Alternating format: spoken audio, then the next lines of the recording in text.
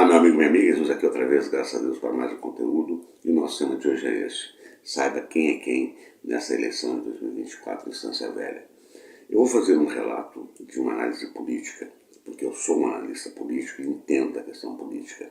Então, é importante que você assista esse conteúdo até o final. Isso também vale para todo o Brasil, porque, em bem verdade, as pessoas se deixam levar, às vezes, pela questão de ser um empresário, de usar um DR no seu nome, de ser um sindicalista, etc. e tal.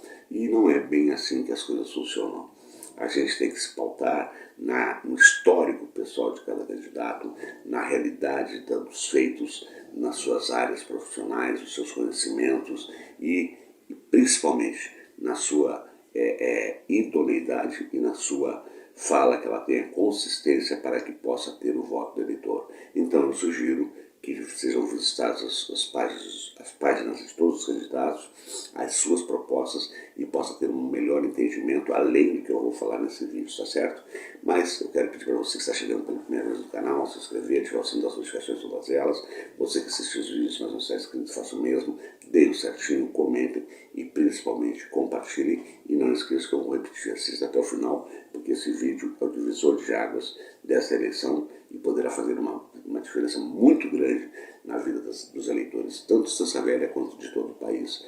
Mas a abordagem será especialmente sobre a cidade de Estância Velha, a cidade onde eu vivo. Então vamos nessa. Eu observei os debates todos, eu observei todos os candidatos, suas falas, suas propostas, enfim. Então eu vou fazer uma leitura sobre cada um e de onde são, por que são e por que estão. Simples assim. Então quero primeiramente dizer que tem ali 4 candidatos que eles hoje são contra o Diego, mas todos estiveram no mesmo seio onde o Diego esteve, no desgoverno Valdir. É o caso do Marcos Tirman, é o caso da Rosane, da Maria Regina, da vice do Marcos Tirman, a Sônia Cardoso, e foi um desgoverno permeado de corrupções. Diego nasceu, por exemplo, através do Cine. Foi ali que ele se criou para ser vereador, e quando veio o governo Ivete, ele ajudou a votar e se posicionou contra o governo Ivete, onde ele pegou corpo, porque foi um desastre, também um desgoverno da Ivete. No caso do Valdir, teve o escândalo das casinhas, das famosas casinhas que depois se fizeram na cidade, etc. e tal, a questão do chateamento, e na questão das casinhas, Sônia Cardoso era secretária de habitação. Está nos anais da história, está nos registros confirmados disso, que gerou inclusive até ação judicial. E hoje todos estão contra o Diego, que realmente é um descalado, mas não podemos esquecer que eles fizeram parte do mesmo seio político, ou seja, a velha política. E essa herança maldita vem se estendendo até então no desgoverno Diego, que eu não preciso entrar em grandes detalhes, porque só quem não tem uma visão política séria acredita que ele possa ter feito alguma coisa de bom, não fez 10% daquilo que ele poderia ter feito, e aí o questionamento é esse: será que ele vai fazer 90% do que ele não fez, os 10% em quase 4 anos de gestão, sem considerar o fato que a questão dos assaltos, que todo mundo valoriza, está na Procuradoria Penal Ordinária, ou seja, vai haver o julgamento em algum tempo, isso poderá dar uma condenação e aqueles que receberam os asfaltos serão obrigados a pagar por ele, porque ele contrariou as leis. Eu já fiz vídeo sobre isso, contrariou as leis municipais, a lei municipal, contrariou a lei estadual e contrariou a lei federal, e tudo isso com o olhar clássico da Câmara de Vereadores. Aliás, desde o governo Valdir, todas as legislaturas tiveram a oportunidade de caçar tanto o Valdir, quanto a Ivete, quanto o Diego, e não fizeram. Os motivos, omissão, leniência, o que aconteceu? O eleitor que tem que verificar isso. Então, vamos começar com o Diego, já é carta fora do baralho, só quem não vê isso é que não quer enxergar. Então, obviamente, está indo contra si mesmo, porque ele atendeu uma parte da elite de Estância Velha, esqueceu do povo, e todo mundo sabe disso. Buracos, descaso e etc e tal, terceirizações, que inclusive essas terceirizações, elas estão sob a égide de uma ação direta de inconstitucionalidade, ou seja, os serviços essenciais como de médicos, enfermeiras, técnicos e enfermagens não devem ser terceirizados. Esse foi um dos motivos que levou a ISERV sair da gestão hospitalar. E quem começou, na verdade, o desmanche da saúde e até da própria educação, o desmanche da saúde em especial, foi a Ângela Marques, a então secretária, junto com o Valdir. Isso é fato concreto. Então, eles hoje estão contra o Diego e têm as suas razões, mas eles fizeram parte desse seio. E agora, a Maria Regina, por exemplo, ela já era de direita e foi para a extrema-direita. O Marcos Tinnermann saiu da direita e foi para um lado mais à extrema-direita. Então, a grande verdade é esta. Vamos falar então da questão da Maria Regina.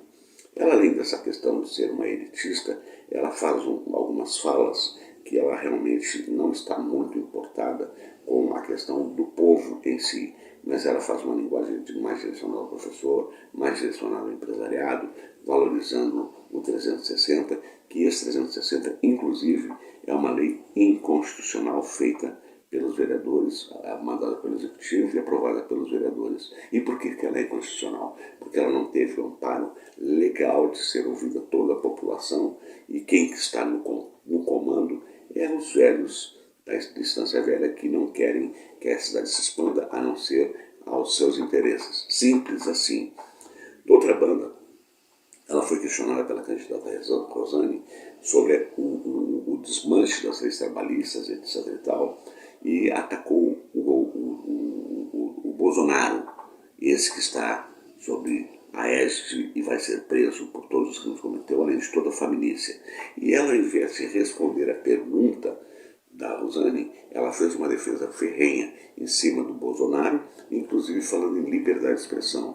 Ora, professora e advogada, se o Brasil não tem liberdade de expressão, então o que há de se dizer de países como o Irã, enfim, todos esses que têm uma ditadura ferrenha e que cesseiam os direitos de liberdade de expressão. Mas ela está aí tentando uma vaga no Executivo Municipal, lembrando que ela fez parte da mesma família do PSDB. A questão do Marcos Tinnermann, ele realmente tem um potencial para ser prefeito, não agora, porque as propostas dele elas foram um pouco vazias e também não apresentou propostas da onde sairão os recursos. Lembrando que a cidade perdeu a arrecadação no atual desgoverno do Diego, tem uma dívida que vai começar a ser cobrada a partir do ano que vem, que são os famosos 22 milhões de empréstimo da Paredes Asfaltos. Então, para a candidata Rosane, ela é uma boa pessoa, ela tem um potencial, mas a pauta dela é simplesmente sindicalista. Ela passou o tempo todo nos debates, quando perguntava sobre a saúde, porque os funcionários públicos, quando perguntava sobre a educação, os funcionários públicos, quando perguntava sobre aquilo, todos os funcionários públicos. Ou seja, parece que a cidade não existe para ela, a não ser no entorno da valorização do funcionalismo público, que é importante, mas que não pode ser feito da forma como ela está apregoando. Inclusive, na revogação da lei, que foi feita junto com a Câmara de Vereadores, um descalabro, não vai ser derrubado como ela está dizendo, ou a Maria Regina, ou o Marcos Tinnermann, num primeiro dia. Simples assim. Esta é a grande verdade. E aí, nós vamos então para o candidato Alessandro Gil, que não tem nenhum vínculo político, mas que tem muita bagagem com experiência como servidor público, como gestor ambiental, como gestor hospitalar, como contador, como um cara que tem formação em línguas, fala 5 idiomas, como alguém que atuou no Ministério Público. Portanto, ele entende de legislação, ele entende de leis e sabe o que está colocando nas propostas para a próxima gestão na cidade de Estância Velha. Então, em resumo, é isto. Lembrando que esses outros candidatos, Maria Regina, Diego, Sônia Cardoso e Marcos Tinnermann, fizeram parte desta velha política. Ou seja, eu penso que esses candidatos todinhos devem primeiramente revisitar a Constituição para quando trouxerem outras propostas no próximo pleito, eles sejam muito mais bem embasadas. Esta é a grande verdade.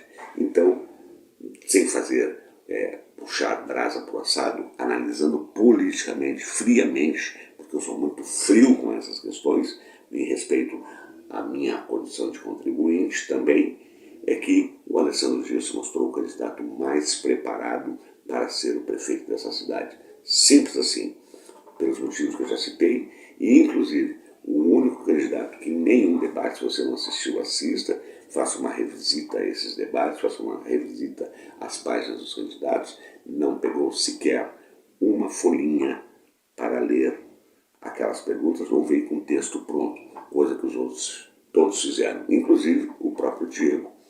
Então, ele respondia de pronto e respondia com autoridade no assunto, justo porque, por conta da sua experiência no serviço público. Além do que, ele tem mestrado em educação, e isso ele não disse. Ou seja, Alessandro Gil não usou de doutor, não usou de ser empreendedor, não usou de nada. Simplesmente apresentou as propostas como um cidadão que tem conhecimento sobre o que está falando e do que está propondo. Então, você tem que analisar quem tem propostas reais, factíveis, que possam ser executadas. Lembrando que cada candidato tem um histórico. E é esse histórico que deve ser levado em conta na hora de você decidir o seu voto. Simples assim. Então, está postado a histórico de cada candidato, o que cada um da onde vem, o que propõe e onde está. A decisão é sua. Vou dar o meu recado, porque é a voz da esquerda resistente, a verdade não é quem doer. E como eu sempre digo ao final de cada conteúdo, com a graça de Deus, até o nosso próximo encontro.